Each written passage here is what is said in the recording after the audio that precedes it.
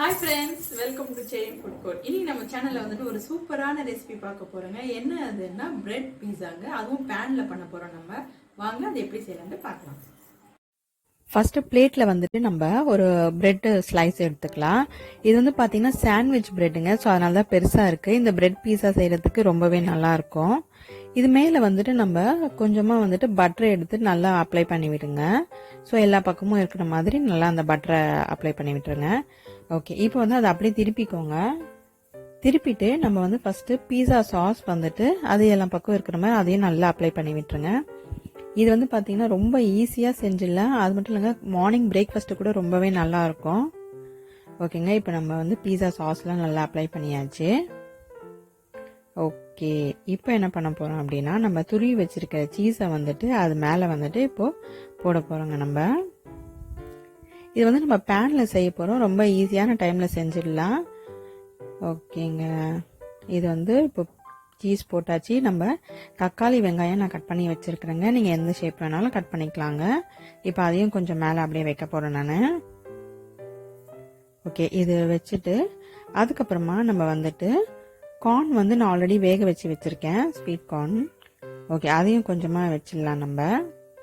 இது வந்து ஒரு பிரெட்டு சாப்பிட்டாலே போதுங்க, வயிறு ஃபுல்லாகிடும். ஓகே, அதுக்கப்புறமா நான் வந்துட்டு 3 கலர் குடமிளகாய் எடுத்திருக்கேன். ரெட்டு, எல்லோ, க்ரீன் எடுத்திருக்கேன். அதையும் இந்த மாதிரி கட் பண்ணி வச்சுருக்கேன். ஸோ அதையும் அந்த மேலே வச்சிடலாம், நம்ம பிரெட் மேலே வச்சிடலாம். ஓகேங்க, இப்போ எல்லாம் வச்சாச்சு. பார்க்கவே கலர்ஃபுல்லாக இருக்குது பாருங்கள். குழந்தைங்க இதை பார்த்தோன்னே வந்து டெம்ப்ட் ஆகுவாங்க சாப்பிட்றதுக்கு.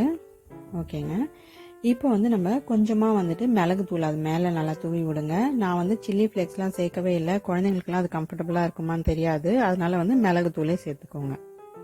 ஓகே, இப்போ அதுக்கு மேலே வந்துட்டு இன்னும் கொஞ்சம் சீஸ் சேர்த்துக்கோங்க. ஓகே, இப்போ அது மேலே நல்லா நம்ம வந்து சேர்த்தாச்சுங்க. இப்போ வந்து நம்ம என்ன பண்ணணும் அப்படின்னா அடுப்பை ஆன் பண்ணிவிட்டு அந்த பேனை வச்சுட்டு அந்த ப்ரெட்டை வந்து அதில் பேனில் போட்டுருங்க. இப்போது அடுப்பு வந்து ஃபுல்லாக லோவில் தாங்க இருக்கணும். ஒரு 5 மினிட்ஸ் கழிச்சு எடுத்து பார்த்தீங்கன்னா சூப்பராக நல்லா ரெடி ஆகிடும். இந்த மாதிரி மூடி போட்டு வைங்க. ஓகேங்க, அந்த சீஸ்லாம் நல்லா மெல்ட் ஆகிட்டே வருது பாருங்கள். ஓகே, இப்போ நம்ம ஓப்பன் பண்ணி பார்த்துடலாம். சூப்பராக நல்லா ரெடி ஆகிடுச்சிங்க. அப்படி இந்த சீஸ்லாம் நல்லா மெல்ட் ஆகிட்டு அது மேலே ஃபுல்லாக பார்க்கவே சூப்பராக இருக்குது. ஓகே, இப்போ நம்ம வந்து எடுத்துடலாங்க. எடுத்துட்டு நம்ம வந்துட்டு 2 பீஸா வந்து கட் பண்ணிடலாம் நம்ம. ஓகேங்க, செம்மையாக இருக்குது. இது வந்து நீங்கள் டொமேட்டோ சாஸோடு வச்சுன்னு சாப்பிட்லாங்க. ஓகேங்க, நல்லா கட் பண்ணியாச்சு. இப்போ நம்ம சூப்பரான பிரெட் பீஸா ரெடி. என்ன ஃப்ரெண்ட்ஸ், இந்த ரெசிபி பார்த்து என்ஜாய் பண்ணீங்களா? இதை மறக்காம உங்க வீட்டில் செஞ்சு பாருங்க. அது மட்டும் இல்லைங்க, இந்த சேனலை வந்து சப்ஸ்கிரைப் பண்ணுங்க, லைக் பண்ணுங்க, ஷேர் பண்ணுங்க. நன்றி.